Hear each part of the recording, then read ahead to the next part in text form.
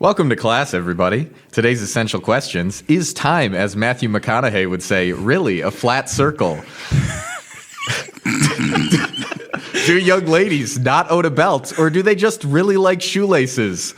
And is this finally the year that Taylor Swift gets married and then promptly divorced just so she has some lyrical inspo?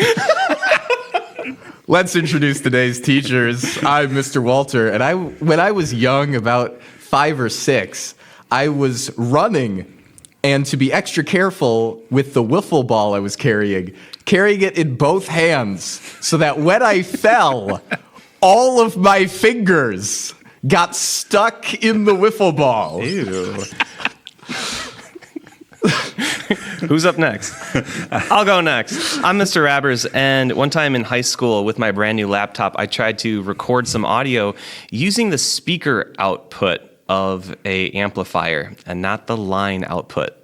If you don't know what that will do to a laptop, it will fry the sound card. I did not know. So I think that also makes me anyway. I'm Mr. Linton. I lost the wedding rings when I was the best man at my friend's wedding. Ouch. Ooh. It's cool. We later found them on the sidewalk outside the church. Okay, not too far away. Great. And even after all that, we're still the smartest guys in the classroom. Welcome to today's lesson.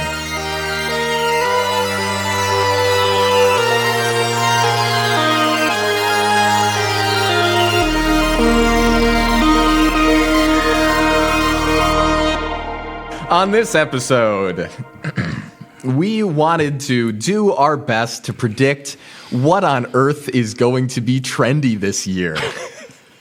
Because we are such trendy teachers. We're so trendy. That's all I hear students say about us. We're just the trendiest. Maybe you, not me. No, none of us.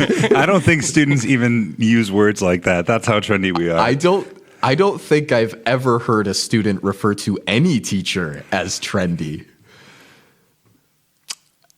Yeah. I think that's an accurate statement. Valid.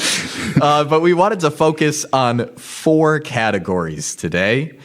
Technology, entertainment, fashion, and then we have a wild card category for just, whatever other predictions we have. And we'll see where we end up. Do we need to do another episode at the end of the year where we reflect back on our predictions? I think we can do that next year when we do the same episode predicting that year's. We can grade ourselves. I like that. I'm looking forward to it. Okay. So without further ado, we have some technological predictions. Is that how I want to say it? Yeah, and that is how you said it. My prediction for this year, and it's going to be, I know, shocking, but I predict that there will be no flying cars in 2025. There are already flying cars, though. I don't think so. I'm pretty sure there Not are. really commercially available flying cars as you would think of flying cars. Wait, you're talking about like you go down to your dealership and there's just a parking lot of flying cars, and we have to like rewrite traffic laws for having lanes above the lanes we currently have. I didn't realize we could just do obvious not predictions. Some of us are scraping the bottom of the barrel here. The bottom of the barrel. That is not the first time that I have messed up the words bottom of the barrel and said those exact words, bottle of the barrel. I've also said bottle of the bottle before. I just needed to make sure that you didn't think that was the actual phrase. No. Okay. It is not. The English language is imploding, and I am not helping any. Okay, great. Yeah, I think the flying cars prediction is a pretty safe one. I think it's pretty safe. At the very least, it would have been announced by now that somebody had developed one and were mass producing them. If they have not made that kind of announcement by this point, it will not happen by the end of the year. I think Elon would have come out and said it if he wanted to do it. I think that's certain. I think his attention is elsewhere right now. That's what I was going to say. I keep hearing about autonomous flying taxis like quadcopter taxis or short vertical takeoff and landing taxis. But I don't know where we're at with the regulatory approval of those. I don't really see a VTOL as a flying car, but maybe that's just a problem with my definitions. Just because they call it a taxi doesn't make it a car. It's basically a helicopter. Let's be honest. What if it has wheels that can be propelled? We're all doing making great up words. today. In a straight line at a decent speed. Doesn't matter how it flies if it also drives?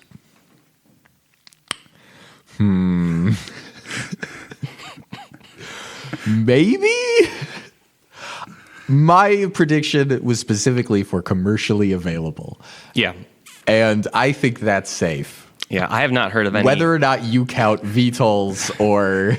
Again, Mr. Walter's goal here is simply just to be right, apparently. With this one, yes. He will have no bragging rights whatsoever when it's all said and done because it was the most obvious prediction ever. But he will have been right. And that's all that matters. Okay, good. I look forward to being spectacularly wrong. But if any of my predictions are right, you will hear about it. All right. I am going to shotgun these, and then we'll talk about the ones that sound the more interesting. I guess there's already been, technologically speaking, somewhat of a breakthrough on quantum computing announced by Google a couple of weeks ago. I did not delve into that news too much, but I'm also going to say there's going to be another quantum computing breakthrough in this year. They've been working on it for forever, since I was in high school, I think. Yeah. Since so early. Did you just call him old? So That was not my intention. I remember hearing about it in the aughts, in the 2000s, in the late 2000s. And it's kind of like Back in my day. it's always like flying cars and nuclear fusion power. It's always like 20, 30 years out. You put that time frame out. But lately, there's been some interesting breakthroughs. I'm going to say there's going to be another breakthrough. I'm going to say no AGI yet. That would mean artificial general intelligence. And that is kind of the next big inflection point or next big marking point for artificial intelligence. There's been a couple of companies trying to work on it, OpenAI probably being the leader on it, and Sam Altman, their CEO, says it is like right around the corner. I think he just announced that they know what it will take to make AGI, but I don't think it's going to happen in 2025. And I think, frankly, that's about as obvious as saying there's not going to be any flying cars. But yeah. But he used words and definitions that not everyone who ever watched cartoons was aware of. Jetsons. And then finally, I'm going to say there's going to be more regulation on technology for kids, i.e. schools banning cell phones. Which one of those would you like to talk about, gentlemen? Well, look, I'll say that one of my I had a couple potential wild cards because I didn't know what y'all were going to say for the other things. But one of my potential wild cards was backlash against devices. So that was my wild card that I wrote down as well. So we are all predicting that next year is going to be a phone apocalypse, apparently. Well, it's actually this year. I don't know if you're aware, but it is already 2025 when we were recording. I'm so old now. So maybe we talk about that. And now I had a backup wild card, and Mr. Walter is scramble. Don't. Because there's more and more research saying that any phones in this classroom are a detriment to learning. And so you hear that and you're like, okay, the logical next step is to just ban phones. But the uptake on that has been kind of slow. There have been some school districts that have outlawed them in schools, I think in like Los Angeles County schools out in California. And I want to say there was one out on the East Coast as well, either New York or New Jersey. But I'm thinking that trend will continue, that there's going to be more parent buy-in. They're going to see the research. They're going to see, yeah, my kids are on their phone all the time. It's not good. They're not doing anything educational on it. Is a detriment. Yeah, and I think it should be noted that California does a lot of weird things, but I think this is one of those weird things that is actually catching on elsewhere. Yeah, and I would go even further and say that it's beyond just the school setting. I have a feeling that as our society as a whole is going to have somewhat of a, we stare at screens too much, and it will be a trend to try to disconnect more often, to put your phone aside and experience Existence. Yeah, actual, real, tangible existence. Will it become what everyone does? No, because we're addicts. But I think there will be more of a push to experience real life. Do you think on that vein, we will see more cell phones and devices coming out which have far less features than they do now in order to help people pare back? No, I think just by way of how tech companies work, they're going to keep rolling out features. I think they're going to try to market more safeguards on the features, maybe more parental control, but maybe a minimalistic phone, but I don't know. I think there were two minimalistic phones that came out last year, or the year before, and I don't think they caught on very well, but they do exist, and there is a small market for them at the very least. I'm interested to see if that market grows.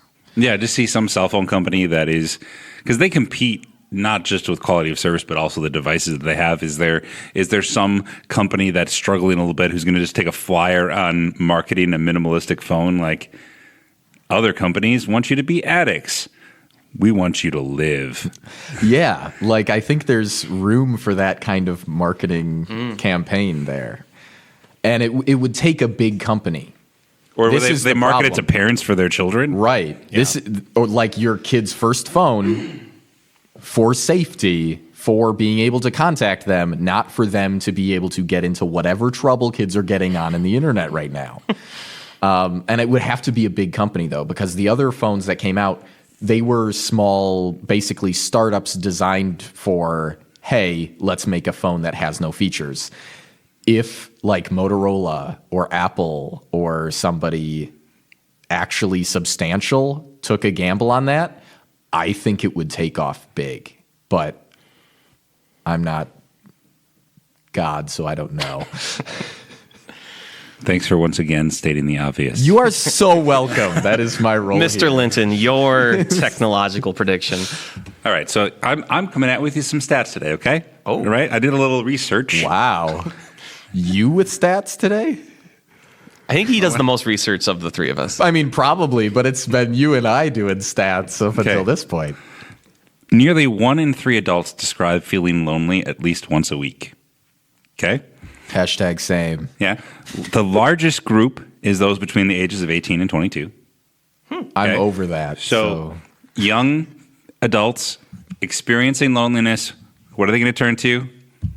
AI companions. Okay, that is my prediction. The holodeck. That gave me actual, like, shivers of not pleasant feelings. Now, I'm not saying that they're going to try to marry some artificial intelligence, but Yes, they will.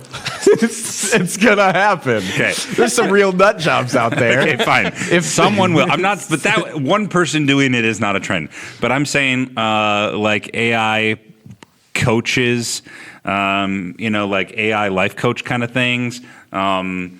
Chat. I mean, I know chatbots are already a thing, but I think it's going to become more mainstream, and more people are going to engage in it. And there are certainly going to be people who continue to look at it as a weird thing, but I think it will become more mainstream this year.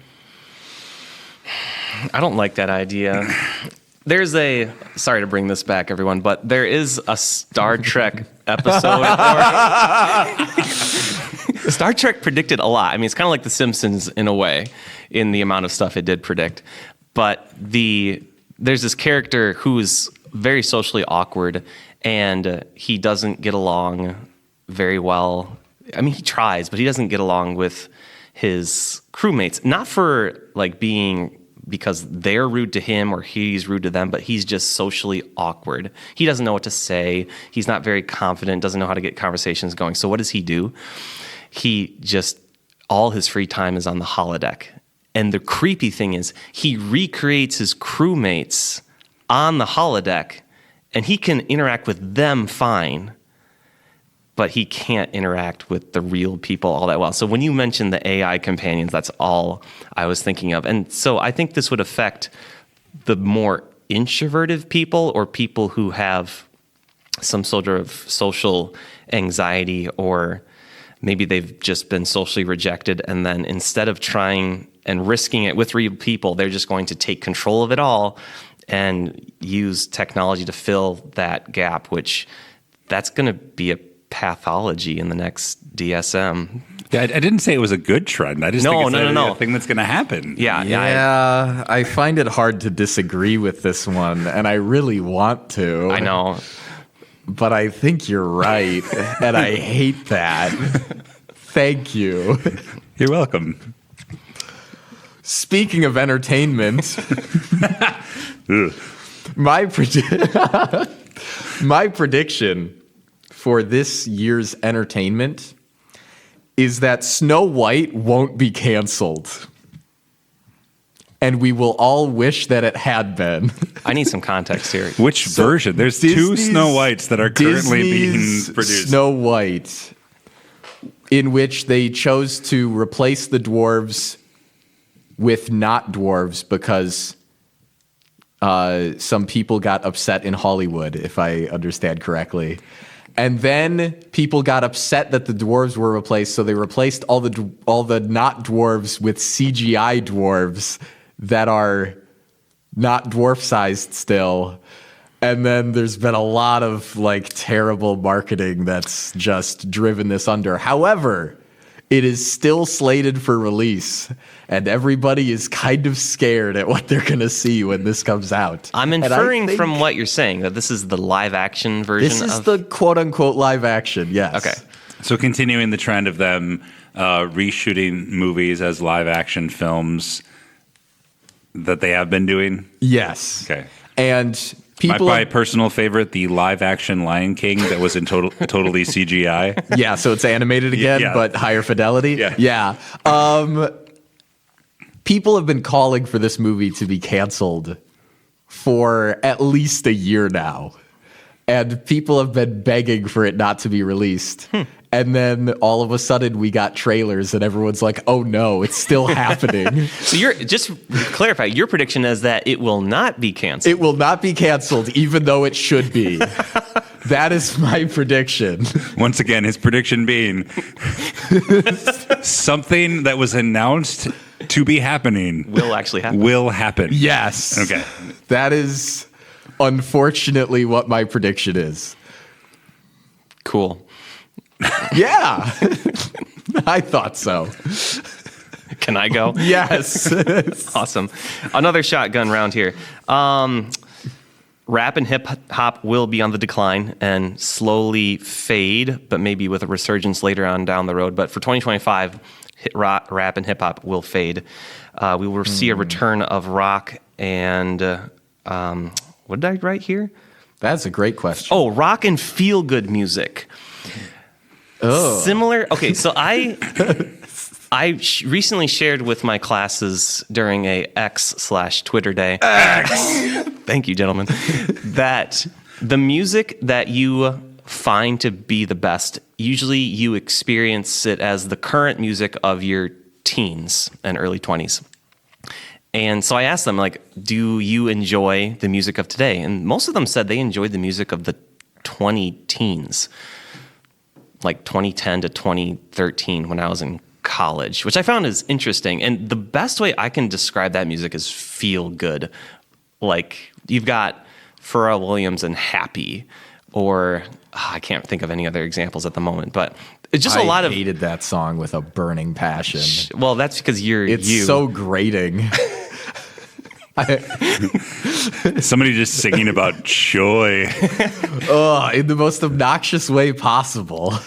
You think of you had Taylor Swift back then too, but Katy Perry and other artists that are just you play, and it's still played for parties and dances today, where after the pandemic, it's not like I have a finger on the pulse of the music scene, but I felt like the music coming out in the early 2020s was a little bit more dour, a little bit more reserved.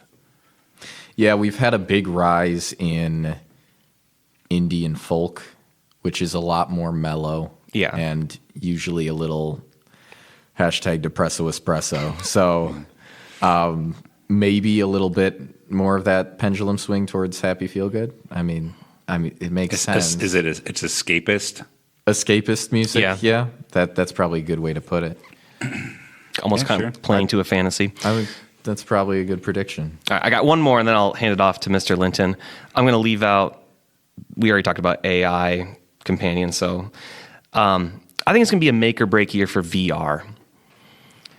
I don't know what that means. I think it's, I just wrote down make or break. I think that we saw a big push last year with Apple Vision and Meta. I think it's going to be this year that will determine if VR stays or if it starts to die and then comes back again when technology is better for like actual holograms or something. I don't know what the next iteration of that technology is. AR, I mean, I think it already sputtered and died after Valve did their, what's theirs called? No idea. Oculus was what Facebook had, and they Bought that? Well, yeah, they bought it, and then it was sued to death by Bethesda over rights issues. And then Steam came out with theirs. Why can't I remember what this is called? I don't know, but this makes really good podcasting. Yeah, I know. Just me trying to think of words. And all of the teenagers are shouting at their phones right now because they own one. But they were way too expensive. They were like $1,000. Yeah. And there was not enough for them. The problem is not the technology. The problem is the software for people to use with the technology. There's just nothing there because it's a new market.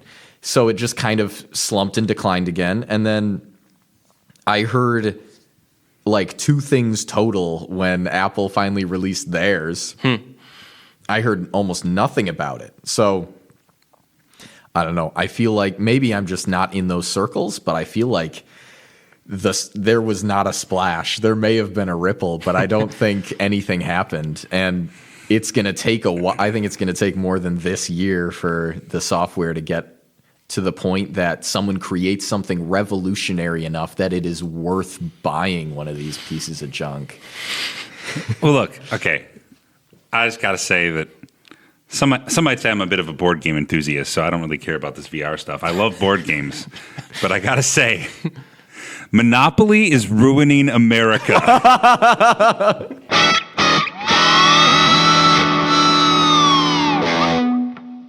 So this is a game that was designed to actually educate people about the dangers of greed and concentrating wealth in the hands of a few.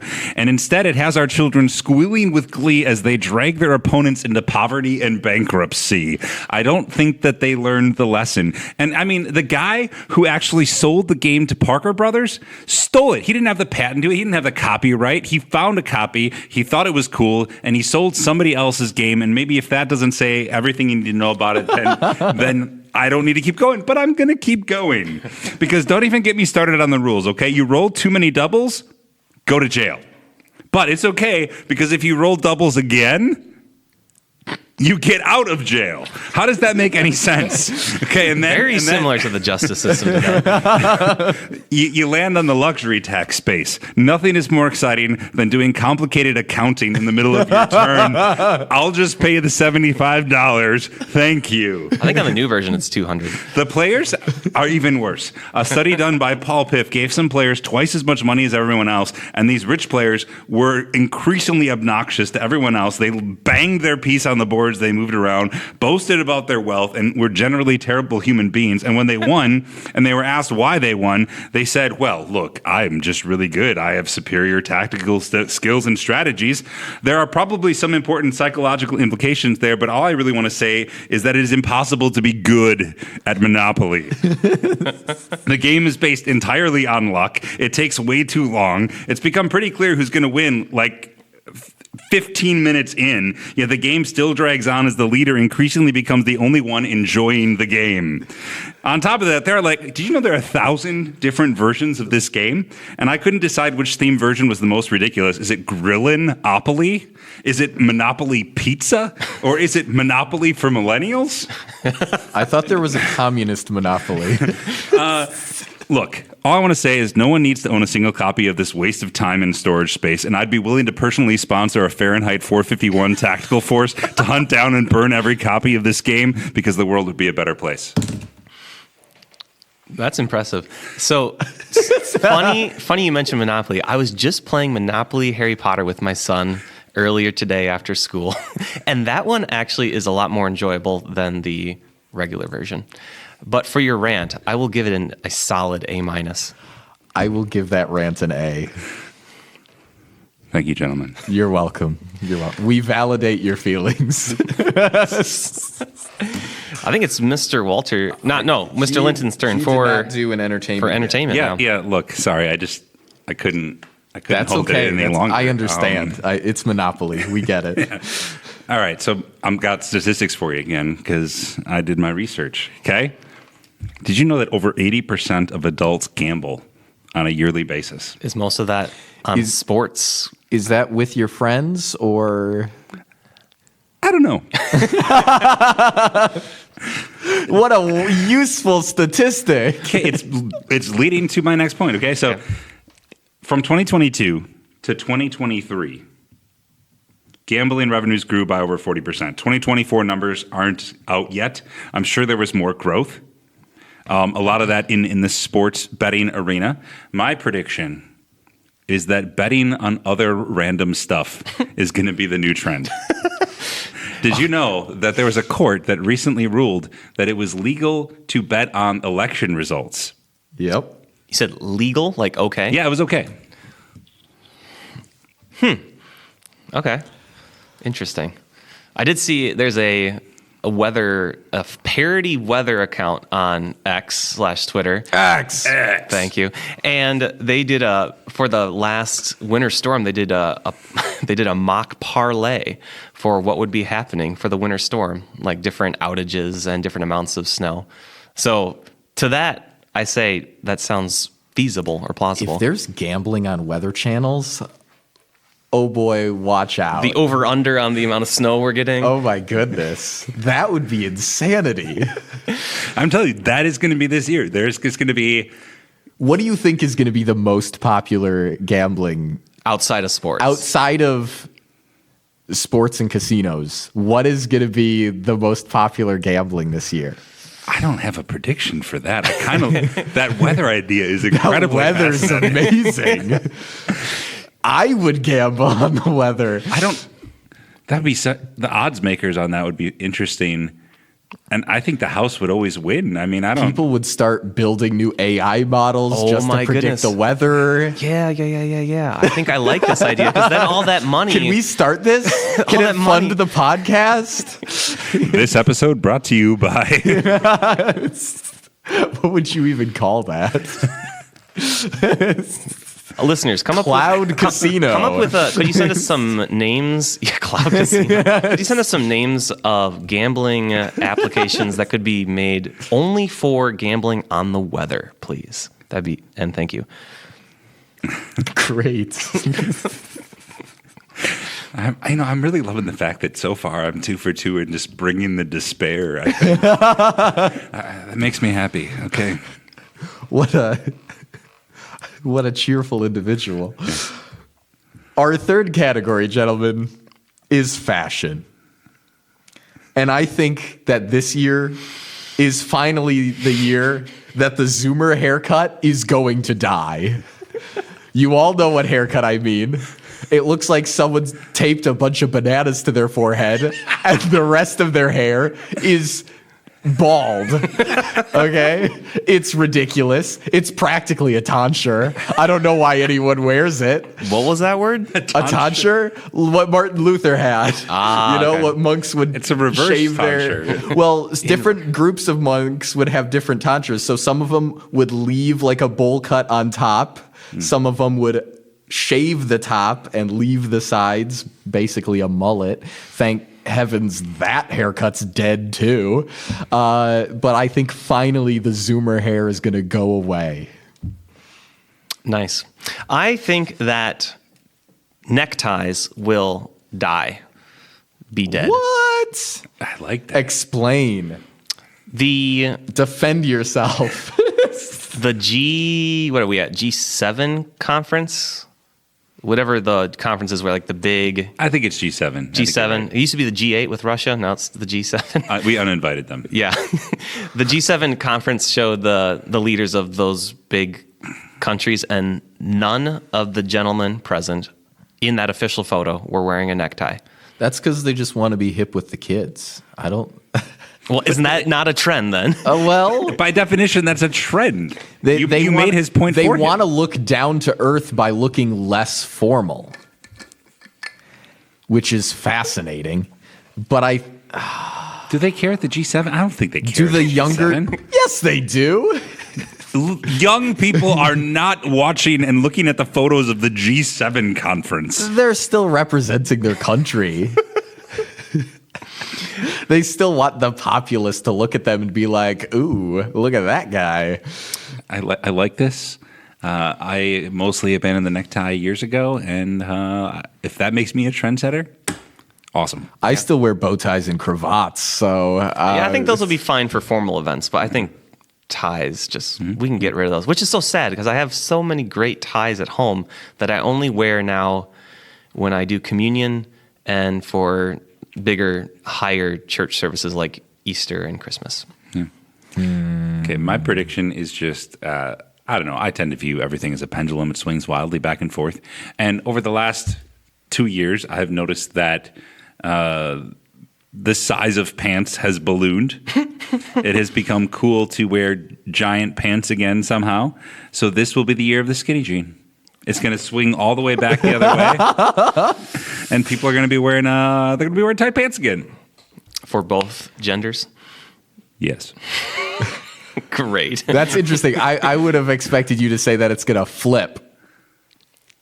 Because I think I've seen more girls starting to wear very large pants. So I think more girls are going to start wearing large pants, and then the guys are going to start swinging towards the skinny jeans. Great. That too. If you're right, I'll count that as a win for me too. Because I predict skinny jeans. Our last category, gentlemen, is the wild card, in which you can predict whatever your little heart desires.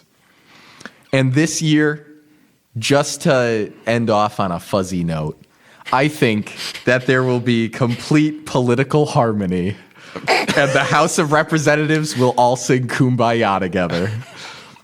That's highly specific. I'm really glad that you're ending on a prediction that has 0% chance of happening. Thank you. Thank you. Just the House of Representatives? I mean, the Senate's never going to do that. Okay. It's too prestigious an institution to engage in that kind of fraternity. Yeah, exactly. Gotcha. Can I go with mine? Absolutely. All right. Mine is that there will be a stab at making an official U.S. regulated digital currency. Oh. Especially with Elon in the cabinet. Yeah. So we have a new administration coming in. We have Elon coming in some capacity.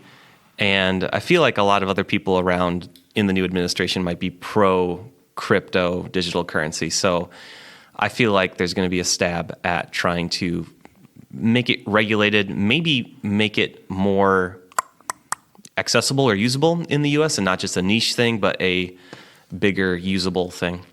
Oh, that's depressing. I'm gonna reject that prediction. Because I think that the folks that you're talking about have a vested interest in specific currencies being successful. And if there was a national one that was regulated, that would undermine the profitability of the other currencies that are currently in existence. I think that's probably a fair point coming from the history teacher. It was very fair. We'll see who's right. Yeah, we'll see. My wild card. You sound so nervous. My wild card. My wild card. Now I just went. Poking your fingers together. I think, and maybe it's a little bit adjacent to yours, Mr. Walter, but I think we're going to see people disconnect from politics this year. I did that years ago. I understand, but I think I've seen our society has been increasingly hyper political. That is a trend that's been building for a while. But I think that this is the year that trend reverses, and we see more and more people just turn it off because they've had enough. It's been too divisive, too antagonistic, just too bad for our mental health, and they're just gonna turn it off. Divisive. Divisive? I'm sorry. he's just staring at me like, you didn't listen to a word I said after that, did you? I want to believe what your prediction I predicts, really hope so. Yeah. Mr. Linton. Especially for students that we have, that they are still in the know, they still hear what's happening, but that they hear it through a less divisive, polarizing lens. But just saying that out loud, though, I don't know if I'd believe it to be true. I don't know. I want it to be true. Again, I'm a history teacher. I think it's important to vote and be engaged in our system and work to make our society a better place. But I'm thinking it'll be less all-consuming. I'm hoping. Here's hoping. Yeah.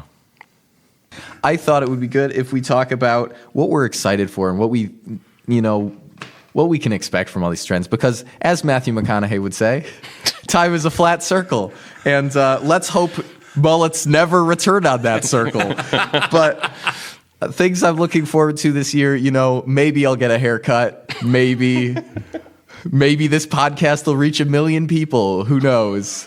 But we're just gonna, because then we can apply for ads, please. But tell your friends. Tell your friends. But I'm just looking forward to being able to create more art, teach more students, and focus on being the smartest guy in whatever room I'm in. I hope you find that room someday. Thank you. It might be a very lonely room. It might be padded. I'm kidding. You're a very intelligent man, and I respect you. Stop it, you. So, this for me, this is the year where I stop procrastinating. I feel like I can do that tomorrow. I'm doing it right now. Okay. Good. I feel like I've been in survival mode for a long time, and there's a lot of dreams that I've had, things that I wanted to do with my life, and I'm going to do them, man. This podcast is a great example of that. We are doing something that maybe we only would have sat around and talked about as, wouldn't it be cool if, but here it is, and it's happening. This summer, Mr. Walter, you and I are going to write a play, and it might get performed on a stage somewhere, only because I'm the head of the theater department in my school. And I can make them do whatever I want. But we're gonna do stuff. I'm gonna do stuff. Nice. I'm excited for you. I'm excited for. I kind of want to see what happens with AI in the next year. See what advances come about. If we get anything that's really super useful for teachers, or if it just gets easier and easier for students to cheat. Super useful? Super useful. Glad we're all doing this. As you know, I'm quite a bit of a space nerd, and there's a lot of interesting missions. Welcome to Earth. There's a lot of interesting missions and new rockets that are slated to be launched and tested this year, and spacecraft to go up to the ISS. So I'm excited to see those launch. And like I said before in the other podcast, it's a great time to be a fan of all things space. And then looking back more personal, I just continue to think of and do things with my family to make memories. We're doing gifts now for my sons, which aren't really usually things. They're trying to do more events or experiences, because they have enough stuff at home. Don't we all? Yeah. And I'm not going to belittle the stuff that they do get from other people, because that brings them joy and enjoyment. But we're going to focus on the memories, and I'll just focus on also staying healthy. God's blessed me so far with being pretty healthy, and I'd just like to stay that way, at least in the next coming year. With that being said, I've got some homework for you, and hopefully by the time this comes out, this will be available. I'm going to make a poll for you, and we would love you to vote on the predictions made in today's episode. I'm not sure exactly what the format's going to look like, but we're going to see your input and see how right you are in guessing which of our predictions were the most correct in the year 2025. The year of our Lord, or the Common Era. Can we just remove all of Walter's predictions from that poll? I mean, I could, but I don't feel that would be fair. Leave it up there and see how little he gets. Great. Thanks. Don't I feel special? Is that everything? That's everything. Great. Kumbaya. Class dismissed.